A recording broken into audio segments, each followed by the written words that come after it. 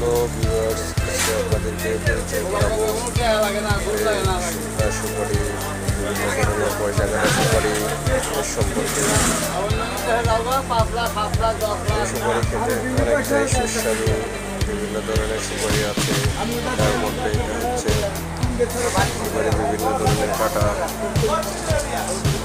সুপারি মানুষের জন্য পানের সাথে খায়,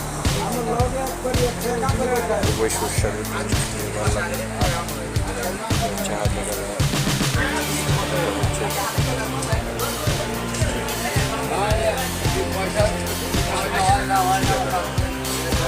হচ্ছে এক ধরনের জিরা কাটা সুপারি।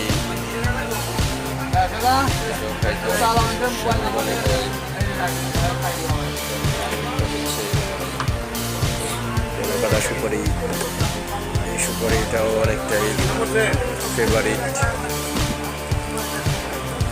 এই সুপারিটা অনেক ভালো মানের। তারপরে এটা হচ্ছে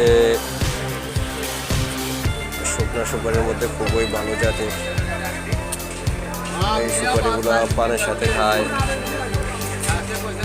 এই সুপারি যারা পান খায় তাদের খুবই ফেভারিট এই সুপারি।